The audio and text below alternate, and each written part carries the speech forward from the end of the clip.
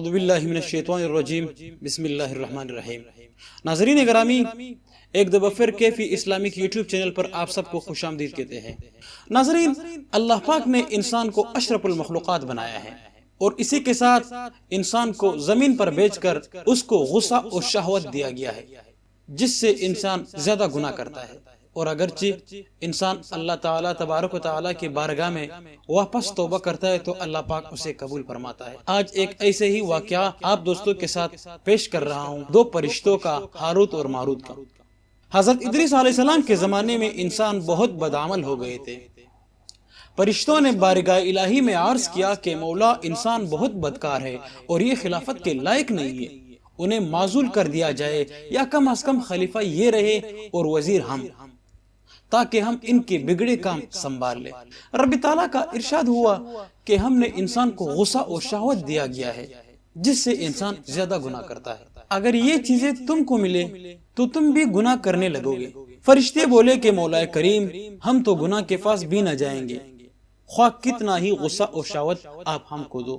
اللہ تعالیٰ کا حکم ہوا کہ اچھا، تم اپنی جماعت میں سے اعلیٰ درجہ کے پرہیزگار فرشتے چانٹ لو، ان کو غصہ اور شہوت دے دیتے ہیں، پھر امتحان ہو جائے گا۔ چنانچہ ہاروت اور ماروت جو بڑے ہی عبادت گزار فرشتے تھے، ان کا انتخاب ہو گیا۔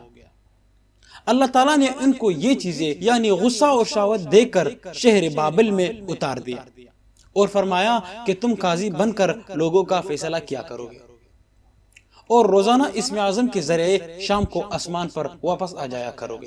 یہ دونوں 1 مہینے تک ایسے ہی آتے جاتے رہے۔ اتنے عرصے میں ان کے عدل و انصاف کا عام چرچا ہو گیا اور بہت مقدمے ان کے پاس آنے لگے۔ ایک روز ایک نہایت ہی حسین و جمیل عورت نے، جس کا نام زہرہ تھا، یہ ملک فارس کے رہنے والی تھی، اس نے اپنے خاوند کے خلاف مقدمہ دائر کیا۔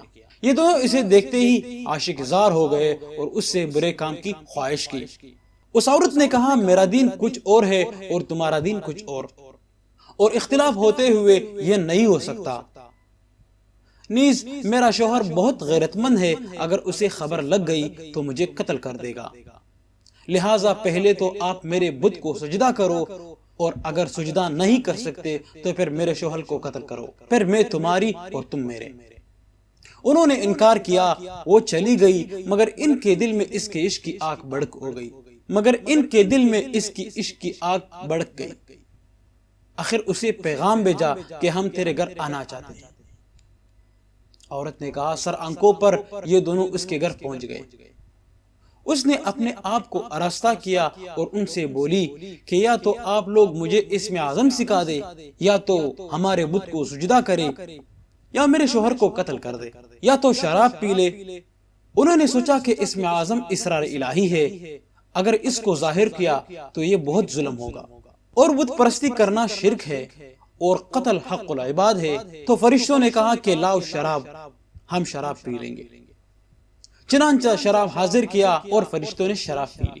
جب شراب پی کر مست ہو گئے تو زہرہ عورت نے ان کو نشے میں بت سے سجدہ بھی کروا لیا، اور اس کے بعد اپنے شوہر کو قتل کر کے اس سے اسم اعظم بھی پوچھا۔ زہرہ تو اسم اعظم پڑھ کر صورت بدل کر آسمان پہنچ گئی۔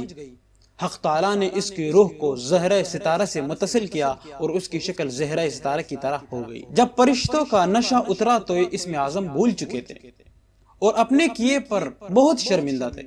حق تعالیٰ نے فرشتوں سے فرمایا کہ انسان میری تجلی سے دور رہتا ہے۔ یہ دونوں شام کو حاضر بارگاہ ہوتے تھے، پھر بھی شہوت سے مغلوب ہو کر سب کچھ کر بیٹھے۔ اگر انسان سے گناہ سرزد ہوں تو کیا تعجب ہے۔ تمام فرشتوں نے اپنی خطا کا اقرار کیا اور زمین والوں پر بجائے لعن و طعن کرنے کے ان کے لیے دعائے مغفرت کرنے لگے، جسے قرآن میں ایک آیت ہے، والملائکۃ یسبحون بحمد ربہم ویستغفرون لمن فی الارض۔ پھر یہ دونوں حضرت ادریس علیہ السلام کے بارگاہ میں حاضر ہوئے، ہاروت اور ماروت، اور شفاعت کے طالب ہوئے۔ آپ نے ان کے حق میں دعائے مغفرت کی۔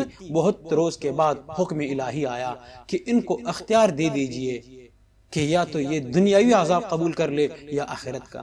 حضرت ادریس علیہ السلام نے انہیں حکم الہی پہنچایا تو ہاروت اور ماروت نے عرض کیا کہ اے اللہ کے نبی، دنیا کا عذاب فانی اور آخرت کا عذاب ابد الاباد ہے، ہم کو دنیاوی عذاب منظور ہے۔ چنانچہ حق تعالیٰ نے فرشتوں کو حکم دیا کہ ان دونوں کو لوہے کی زنجیروں میں جکڑ کر بابل کے کنویں میں اوندا لٹکا دے۔ اس کنویں میں آگ بڑک رہی ہے اور یہ لٹکے ہوئے ہیں۔ فرشتے باری باری سے ہر وقت ان کو کوڑے مارتے ہیں، سخت پیاس سے ان کی زبانیں باہر لٹکی ہوئی ہے۔ یہ قیامت تک ایسا ہی شدید عذاب میں رہنے والا ہے۔ وآخر دعوانا ان الحمدللہ رب العالمین۔